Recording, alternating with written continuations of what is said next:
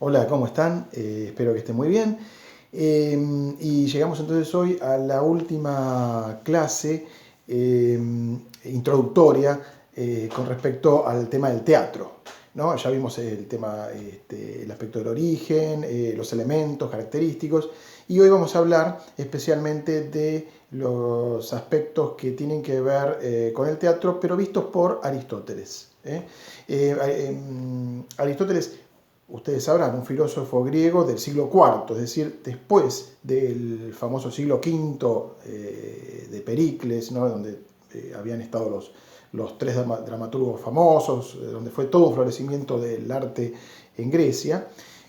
Aristóteles escribió, entre otras obras obviamente de índole más filosófica, escribió una obra destinada a indagar el mundo de la literatura, el mundo del arte, a la que llamó poética, ¿no? La poética de Aristóteles es de lo que vamos a hablar hoy, especialmente en los aspectos que tienen que ver con el teatro, ¿no? Es decir, él en esta obra en realidad se refirió a los tres géneros literarios, el género narrativo, y profundizó con respecto a las epopeyas, es decir, al género narrativo, la Ilíada, la Odisea, los que ya eran conocidas en esa época, género lírico, las distintas variantes de las poesías de esa época, ¿no? Y también indagó en el género dramático, ¿no? Es decir, en las obras de teatro. Y ahí habló claramente y distinguió las tragedias y las comedias. Y habló de profundizó en cuanto a las tragedias y prometió más adelante, en otra parte, hablar sobre las comedias. Lo extraño es que esa parte nunca, no se sabe si al final se olvidó el de escribir esa parte sobre las comedias o si se perdió la obra. Ustedes saben que estas obras nos han llegado casi de milagro, ¿no? En momentos en los que no había ni siquiera imprenta. Entonces no sabemos si esa parte finalmente se perdió, la que habla de las comedias, o si nunca la escribió, ¿no? Una obra bastante contemporánea de Umberto Eco, El nombre de la rosa, que a lo mejor vieron la película en algún momento, justamente retoma esta idea de esa parte misteriosa de la poética de Aristóteles hoy perdida y sitúa la acción del nombre de la rosa, de su novela, escrita hace unos 20, 30 años atrás,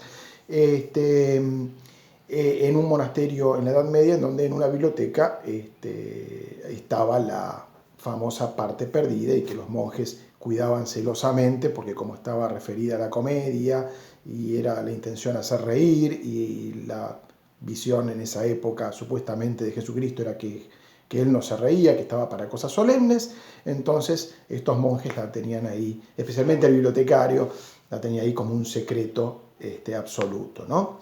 Y a partir de ahí hay como un enredo policial en plena Edad Media. Bueno, ese es el tema de la novela El nombre de la rosa, que justamente trae a colación esta parte de la poética de Aristóteles supuestamente perdida, ¿no? De modo que nos vamos a centralizar en aquello que tenemos, o sea, vamos a hablar especialmente de las tragedias. En primer lugar, Aristóteles dice que la literatura es mímesis, ¿no? Mímesis, palabra que seguramente a ustedes les suena como mimo, ¿no?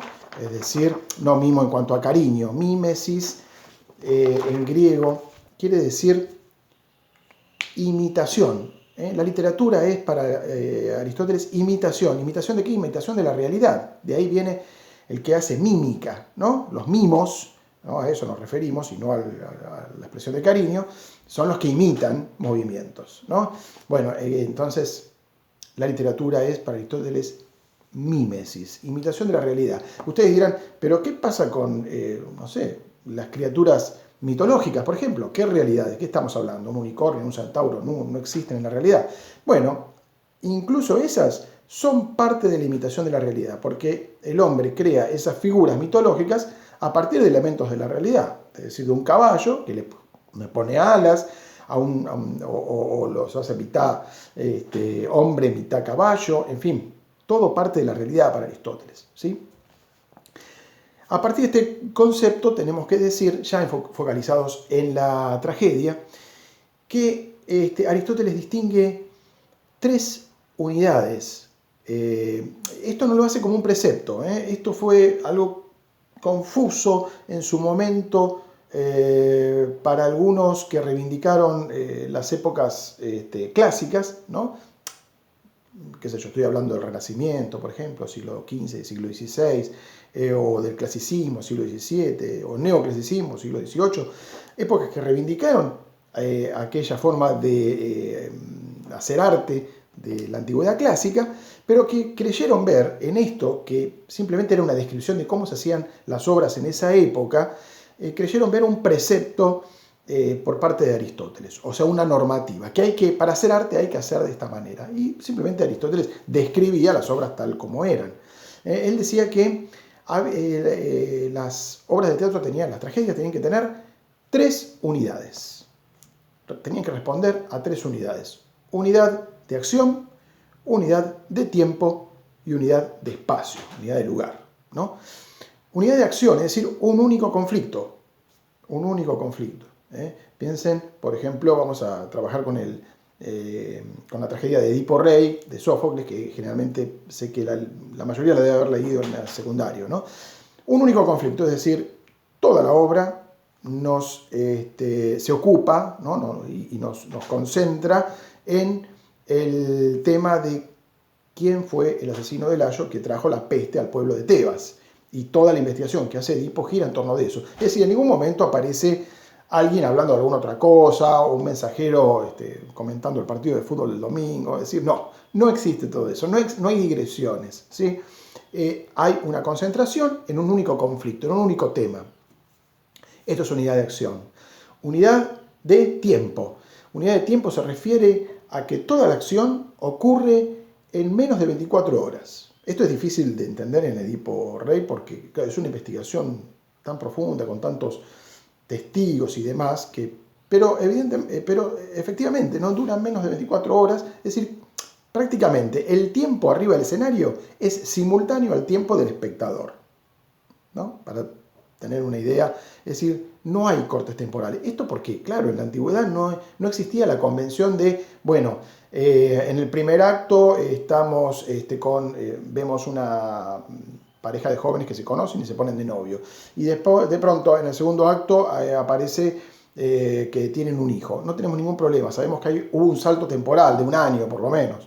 ¿Se entiende?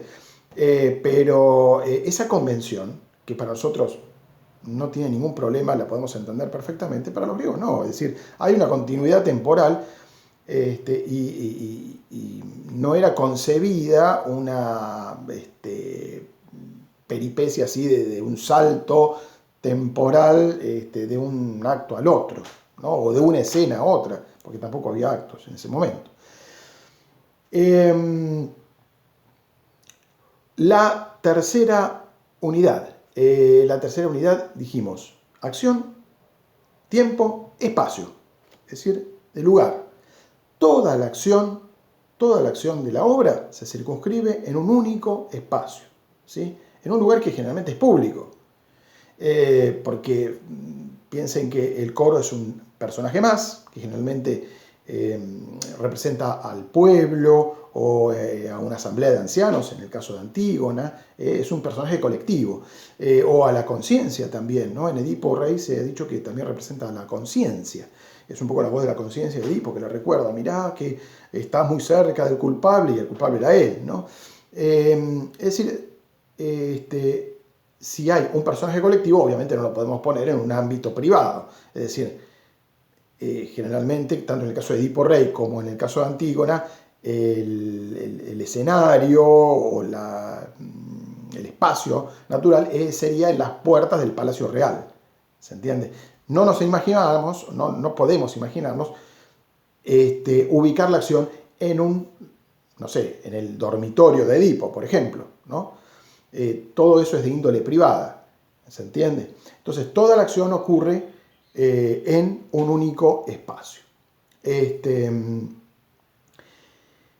Por otro lado, además, tengamos en cuenta que que hay acciones violentas, especialmente en el Edipo Rey, ¿no? Cuando Yocasta se suicida, cuando Edipo se arranca los ojos por no haber podido ver la realidad. Todo eso que es violento tampoco se representa arriba del escenario, sino que viene un mensajero y nos cuenta, miren que acaba de pasar tal cosa y tal cosa.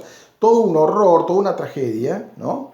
Vaya la redundancia por el nombre, toda la tragedia, pero no se representaba arriba del escenario, estaba mal vista, no había escenas violentas arriba del escenario.